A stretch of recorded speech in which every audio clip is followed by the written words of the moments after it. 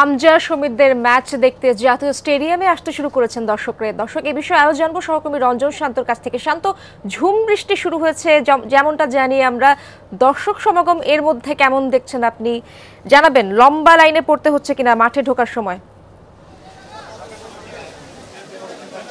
ইশরাত, লম্বা লাইন তো আসলে প্রায় ৬-৭ ঘন্টা আগে থেকেই ছিল, এখনও চলছে। তবে আমি খুব বেশিক্ষণ স্ক্রিনে থাকতে পারছি না, আপনাকে দেখাতে পারছি যে বৃষ্টিটা ঠিক ৫ মিনিট আগে শুরু হয়েছে।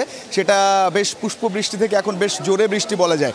এখন এই বৃষ্টিটা স্বস্তির বলবেন না অস্বস্তির, সেটা নিয়ে তো একটা প্রশ্ন থাকছে, কারণ প্রচণ্ড রোদ গরমে ঘেমে নিয়ে একাকার হয়ে সবাই লাইনে দাঁড়িয়ে ভেতরে ঢুকছিল।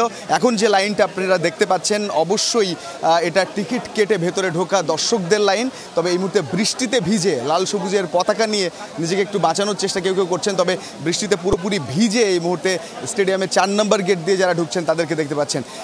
তো অন্যরকম একটা দিন ফুটবলের জন্য, রোদ বৃষ্টি সব মিলিয়ে এখন শুধুমাত্র মাঠের খেলায় জামাল হামজারা কখন নামবেন এবং সেখানে একটা জয় পাবেন কিনা সেই প্রশ্ন নিয়ে, সেই ভালোবাসা নিয়ে সবাই মাঠে প্রবেশ করছেন। তো দীর্ঘ যে লাইনটা সেটা এখনও দীর্ঘ আছে, তবে কোথাও কোথাও লুকানোর চেষ্টা করেছেন দর্শকরা কিছুক্ষণ, যেহেতু এখনও সময় আছে, এখনও ৩ ঘন্টা পর ম্যাচ শুরু এখান থেকে। সুতরাং কেউ কেউ চেষ্টা করছেন একটু নিজেকে লুকিয়ে কিছুক্ষণ পর যদি লাইনে দাঁড়াতে পারেন। তবে লম্বা লাইন ধরে যারা লাইনে দাঁড়িয়ে গিয়েছিলেন তারা কিন্তু বৃষ্টির তোয়াক্কা না করে ওই ম্যাচটা দেখার জন্য স্টেডিয়ামে ঢুকছে। ঠিক যেভাবে কষ্ট করে টিকিটটা সংগ্রহ করেছে, যেভাবে কষ্ট করে তারা লাইনে দাঁড়িয়েছে, সেভাবেই তারা এই বৃষ্টিতেও কষ্ট করে ভেতরে ঢোকার চেষ্টা করছে। কারণ এই ম্যাচ নিয়ে বাঙালির মনে যে স্বপ্ন, সেই স্বপ্ন তো সহজে নিভে যাওয়ার নয়, সেটা হোক প্রচণ্ড খরতাপ কিংবা প্রচণ্ড বৃষ্টি। তাই ইশরাত, অবশ্যই সবাই চেষ্টা করছেন যে বৃষ্টিতে ভিজে হলেও স্টেডিয়ামে যাতে প্রবেশ করা যায়। মুষলধারে এই মুহূর্তে বৃষ্টি হচ্ছে স্টেডিয়ামে, এবং স্টেডিয়ামের চারপাশে অবস্থা আপনি দেখতে পাচ্ছেন।